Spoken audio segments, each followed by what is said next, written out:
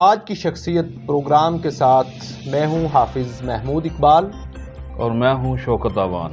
آج ہمارے ساتھ جو شخصیت ہمارے درمیان موجود ہیں، آپ 2 دفعہ ایڈمنسٹریٹر بلدیہ اور 1 دفعہ چیئرمین بلدیہ آپ رہ چکے۔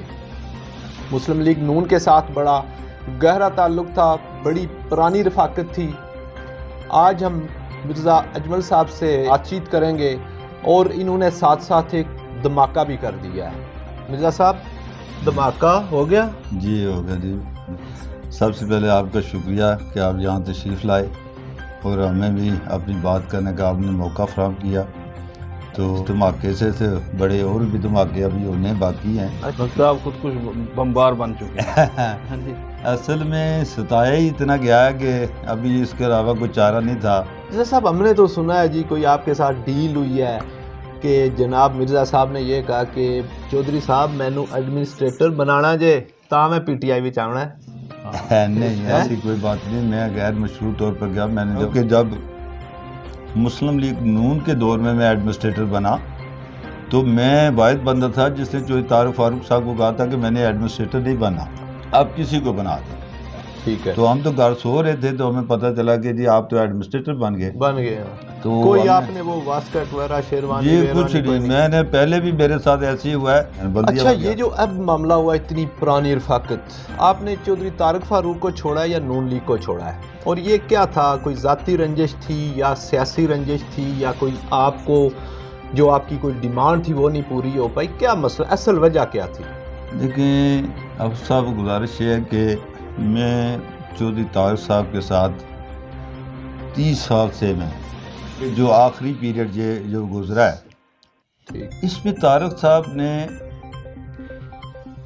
آدمیوں کو بہت ہی رسوا کیا، مطلب آدمیوں کو بے عزت کیا۔ یعنی یہ انہوں نے ایک اپنی عادت بنا لی تھی کہ جو بھی آدمی ان کے پاس جاتا تھا وہ اپنا غصہ اس پہ نکالتے تھے، وہ لوگ ناراض۔ میں سمجھتا ہوں کہ آج جو کچھ ہو رہا ہے، جو دھماکے ہو رہے ہیں، یہ اسی بات کی ایک کڑی ہے۔ جو سیاسی ورکرز ہوتے ہیں ان کو تو اپنی گردنیں کٹانا پڑتی ہیں، وہ جیل کاٹنے پڑتی ہیں، تو تھوڑی سی آپ تکلیف نہیں برداشت کر سکے؟ 30 سالہ رفاقت آپ نے جناب کاٹا مار دیا۔ اصل میں گزارش یہ ہے کہ میں الف اٹھا کے یہ بات کہہ سکتا ہوں کہ مجھے جب یہ پتہ چلا کہ جی میرا آرڈر واٹس ایپ پہ ہوا ہے۔ اچھا، ابھی یہ واٹس ایپ والی بات یہ ہے کہ میرا آرڈر جب آیا تو مجھے ڈپٹی سیکرٹری نے بتایا جی کہ آپ کا آرڈر آ گیا ہے، تو میں نے کہا جو اسے 1 منٹ نہ لگائیں، اس کو آپ بھیج دیں، میں نہیں رہنا چاہتا سیٹ پہ۔ تو اس کے پیچھے کہانی یہ تھی کہ طارق فاروق صاحب نے اس کو بدلے یہ جو ہماری یوتھ تھی، یہ تو میں نے تو یوتھ کو اپنے بچوں کی طرح رکھا تھا۔ لیکن ویسے یوتھ کی بات سے ایک بات ذہن میں آتی ہے کہ یوتھ میں تو آپ بڑے فیمس تھے، یوتھ نے ہی آپ کے خلاف علم بغاوت بلند کیا، عدم اعتماد پیش کیا، اس کی کیا وجہ بنی؟ میں جو سمجھتا ہوں کہ طارق صاحب نے جب میں ایڈمنسٹریٹر تھا تو ایک معاملہ آیا تھا کہ ہمارے دفاتر کے جو ہے ہمارے پاس اپنے فنڈ بھی تھے، اور طارق فاروق صاحب نے بھی فرمایا جی کہ باقی پیسے ہم دیں گے تو اس کو ادھر بلدیہ کے اور ضلع کونسل کے دفتر بنائے جائیں گے۔ اچھا، تو وہ تقریباً 5 کروڑ کی مالیت کے تھے۔ تو ہم نے کہا جی یہ تو بڑی اچھی بات ہے کہ بلدیہ کے اور ضلع کے دفتر بن جائیں۔ ہم نے کہا جی ٹھیک ہے۔ تو اس کے ساتھ ساتھ ہی مجھے یہ بھی کہا گیا ہے کہ یہ کام جو ہے وہ آپ تصدق یوسف صاحب کو دے دیں۔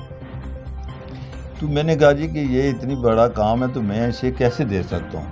میں نے بہرحال اسے قانونی رائے بھی لی اور اپنے ڈپارٹمنٹ سے بھی پوچھا، انہوں نے کہا جی کہ آپ نہیں دے سکتے، اور یہ جو کام ہے اس کو یہ ہے کہ یہ آپ اخبار میں اشتہار دیں گے، اور اشتہار کے بعد آپ ٹینڈر کال کریں گے اور ٹینڈر ان باکس کریں گے، اس میں جس سے کم ریٹ ہوگا اس کو آپ دے دیں گے۔ ٹھیک۔ پھر وہ اس پہ پریشر ڈالا گیا جی نہیں آپ جس طرح بھی یہ اس کو ارینج کرے۔ پھر یہ ایک سیکرٹری صاحب تھے وہ میرے پاس آئے تو انہوں نے مجھے باقاعدہ ایک قانون دیا، قانون بتانے لگے کہ جی جو چیئرمین کے اختیارات ہیں وہی ایڈمنسٹریٹر کے اختیارات ہیں۔ ٹھیک، تو میں نے کہا جی کہ میں 5 کروڑ کا ٹھیکہ نہیں دے سکتا۔ انہوں نے کہا جی آپ دے سکتے ہیں، یہ آپ پڑھ لیں۔ تو میں نے کہا کہ آپ سیکرٹری ہیں، آپ مجھے وہاں سے گورنمنٹ آرڈر دے دیں کہ آپ جی یہ ٹھیکہ فلانے آدمی کو دے دو، تو میں ادھر سے دے دیتا ہوں۔ انہوں نے کہا جی یہ میں نہیں کر سکتا۔ تو میں نے کہا میں اتنا بھی نہیں کہ آپ سیکرٹری ہو کے مجھے یہ بات بتا رہے، میں نہیں کر سکتا، اور اس میں جو انہوں نے کمیٹی مجھے دی وہ کمیٹی آپ یہ سمجھ لیں کہ اس میں کوئی بھی آدمی میٹرک پاس نہیں تھا. اچھا. تو انہوں نے کہا جی کہ ان کے نام پہ یہ جاری کر دیں. ٹھیک. تو میں نے کہا کہ یہ میں نے کبھی یہ کام نہیں کیا, یہ کیونکہ ایک غیر قانونی مسئلہ ہے. اگر یہ میں ٹھیکہ ایسے دیتا ہوں تو ویسے ہی لوگ کریں گے. میں اگر لیگل کرتے گا تو اس میں طارق صاحب نے خود ہی فرما دیا کہ اچھا جی آج کے بعد بلدیہ کے دفتر نہیں بنے. تو میں نے کہا جی میں نے کب صدر یہاں پہ اس میں تو ایک بات اور بھی چلی تھی, کوئی ٹھیکہ آپ بھی لینا چاہ رہے تھے یا اپنے بچوں کو دینا چاہ رہے تھے یا کسی عزیز کو دینا چاہ رہے تھے, وہ مسئلہ کیا تھا؟ کوئی ایسا مسئلہ نہیں تھا. ایک ہی ٹھیکے چونگیوں کے ہوتے ہیں. وہ تو بہت سارے لوگ جو آتے ہیں اسے ساری جو میڈیا کے سامنے ٹھیکیداروں کے سامنے ہی وہ ٹینڈر ہوتے ہیں. اس پہ تو کبھی ہم نے ہمارا چونگیوں کا ٹھیکہ یا دوسرا ٹھیکہ کوئی نہیں ہوتا. یہ بتائیں, یہ لاری اڈے والی جگہ تھی جی نالے سے پار, جی یہ بھی آپ کے دور میں ہی خریدی گئی ہے؟ جی یہ میں نے خریدی تھی. یہ کتنے میں خرید ہوئی؟ یہ 1,35,000 روپیہ تھا جو کوئی محکمے کو ہم نے دیا تھا, ریونیو والوں کو دیا تھا. تو انہوں نے ہمیں 35 کنال جو رقبہ اس کی منظوری دی تھی, باقاعدہ اس کا نوٹیفیکیشن بھی آ گیا تھا. اب جو ایلیگیشن تھا جو میں آپ سے بات کرنا چاہتا تھا کہ مجھے دکھ اس بات کا ہے کہ میں نے یہ سارا کو نیلامی کر کے میں 1 مہینے کی چھٹی کے لیے انگلینڈ چلا گیا. اچھا. اور میرے خلاف طارق فاروق صاحب نے درخواست دی, پرائم منسٹر صاحب کو درخواست دی کہ جناب جو ہمارا ایڈمنسٹریٹر ہے وہ تو 64 لاکھ روپیہ سرکاری پیسہ لے کے باہر چلا گیا. تو پرائم منسٹر صاحب نے کہا جی آپ اپلیکیشن دیں, ہم اس کی انکوائری کروائیں. اچھا. تو میں آپ انگلینڈ نے لیا تھا یا کدھر چھوڑا تھا وہ 64 لاکھ؟ وہ یہ تھا کہ وہ جو اب نیلامی ہوتی ہے نا, جی جی, اور جو فرسٹ اور سیکنڈ 2 آدمی ہوتے ہیں نا, ان کی کار ڈپازٹیں ہمارے پاس ہوتی ہیں. ٹھیک ہو گیا. پھر اس کا پروسیجر یہ ہے کہ وہ کار ڈپازٹیں ہم ضبط کرتے ہیں اور پھر ہم لوکل گورنمنٹ بورڈ کو چٹھی لکھتے ہیں ٹھیک کہ جناب یہ 2 آدمی ہیں, انہوں نے یہ جگہ کا یہ کمپٹیشن ہے, یہ اسے 25,000 زیادہ یہ کام ہے, تو اس کے لیے آپ ہمیں اجازت دیں تاکہ ہم اس کا باضابطہ جو ہے ان کو لکھ پڑھ کے دیا جائے. تو وہ میں نے چٹھی بورڈ کو لکھ دی. ٹھیک ہے. تو بورڈ میں جو گئی ہو ابھی تک اس کا جواب نہیں آیا. ابھی تک بھی نہیں آیا؟ ابھی تک بھی نہیں آیا. اچھا. تو اس میں پھر ایک انکوائری طارق فاروق صاحب نے, کیونکہ میرے خلاف وہ جو 64 لاکھ روپیہ تھا وہ گیا کدھر؟ 64 لاکھ روپیہ جمع ہی نہیں ہوا تھا. اچھا. بیسیکلی تو وہ اس وقت جمع ہونا تھا جب بورڈ نے اس کی اجازت دینی تھی. ٹھیک, بالکل. وہاں پہ جو کمیٹی آئی تو اس کمیٹی نے کہا جی کہ وہ پیسہ کدھر گیا. میں نے کہا جی وہ پیسہ لیا ہی نہیں گیا, تو جمع کہاں پہ ہونا تھا. ٹھیک ہے. انہوں نے کہا جی اپلیکیشن میں یہ لکھا کہ آپ وہ پیسہ لے کے چلے گئے, ادھر کوئی شاپنگ کرنے کے لیے چلے گئے. یہی کہہ رہے, ان کا یہی خیال تھا کہ شاید وہ لے گئے. پھر اگر چیز 50,000 کی ہے تو مرزا صاحب اس کو جناب 3 لاکھ کا بل دیتے تھے, یہ کیا ماجرا تھا؟ میں نے زندگی میں کبھی ایسا نہیں کیا. اچھا. میں نے کوئی ایسی چیز میں نے خریدی نہیں. یہ بتائیں کہ آپ زندگی کا زیادہ حصہ جو سیاست میں جو آپ کا رہا ہے وہ آپ کا زیادہ مخالف گزرا انوار الحق صاحب کے خلاف. جی. ابھی آپ اس پارٹی میں چلے گئے ہیں, وہاں پہ آپ کے ہم مزاج لوگ جو ہیں وہ بہت کم ہیں, کیا آپ وہاں پہ گزارا کر پائیں گے؟ دیکھیے بات یہ ہے کہ میں ایک بھائی شخص ہوں. طارق فاروق صاحب جس طرح کی سیاست آپ کر رہے ہیں, میرا خیال ہے ان کے ساتھ کوئی بھی نہیں رہ سکے گا. اس لیے کہ عزت کے لیے سیاست کرتے ہیں. اگر عزت نہیں ہے تو میرا خیال کوئی آدمی سیاست نہیں کرے گا. مرزا صاحب آپ کیسی بات کرتے ہیں, ادھر سے بھی تو چھوڑ کے لوگ ادھر آ رہے ہیں. دیکھیں جی بات یہ ہے کہ مجھے جو چیز جو دیکھنے میں آ رہی ہے وہ یہ ہے کہ میں نے یہ زندگی میں پہلی دفعہ کیا ہے. میں نے آج دن تک ایسا نہیں کیا کہ 5 سال میں نے ادھر لگائے ہیں, 5 سال ادھر. میں نے زندگی میں نہیں یہ کام کیا اور نہ میں کرنا چاہتا تھا. اب کوئی آدمی دھکے مار کے جماعت سے نکالے تو اس کا میں کیا کر سکتا ہوں. لیکن میرے جو طارق فاروق صاحب نے اپنے بھائی کا آرڈر کیا, میں نے کہا جی کہ میں ان کو خود طارق فاروق صاحب کو کہا, میں نے کہا جی کہ مجھے یہ پتہ چلا ہے کہ آپ کا بھائی یہ کہہ رہا ہے کہ یا مجھے رکھیں یا چیئرمین کو رکھیں. تو میں نے طارق صاحب کو کہا سر آپ اپنے گھر کو ٹھیک کر لیں, میں چھوڑ دیتا ہوں. تو انہوں نے مجھے کہا کہ یہ نہیں. مرزا صاحب یہ بتائیں کہ 30 سالہ رفاقت رہی ہے, بہت سارے آپ کے دوست ہیں, آپ کے اس سفر کے ساتھی ہیں, کسی نے آپ کو روکا نہیں ہے یا آپ کو منانے کی کوشش نہیں کی؟ نہیں, میرے ساتھ کسی نے, بلکہ طارق فاروق صاحب نے ہمارے دوست, اس نے کہا جی کہ یہ آپ نے کیا کیا, آپ کیوں کر رہے ہیں. انہوں نے کہا جی جائیں آپ جمیل سلطان صاحب سے پوچھیں. تو انہوں نے جمیل سلطان صاحب سے پوچھا جی کہ کیا بات ہے, یہ کیا معاملہ تھا کہ جی طارق فاروق صاحب جھوٹ بول رہے ہیں. انہوں نے ہمیں نہیں کہا تو نہ ہی نہیں ہم نے مجھے ان سے یہ بات بتائیں کہ آپ کے جاننے سے پارٹی چھوڑنے سے کیا سمجھتے ہیں کہ نون لیگ کو کوئی نقصان نہیں ہوا؟ تو ایک اگر بندہ سمجھتا ہے، ایک منجا ہوا سیاستدان ہے، اگر وہ دیکھ رہا ہے جی کہ میرا ایک بازو ٹوٹ رہا ہے تو وہ کیوں نہیں روکے گا آپ کو؟ کیا وجہ بنے؟ یہ تو آپ ان سے سوال کریں جی. دیکھیں طارق فاروق صاحب مسلم کانفرنس میں تھے، ہم ان کے ساتھ تھے. ٹھیک، وہ نون لیگ میں آئے، ہم ان کے ساتھ آئے.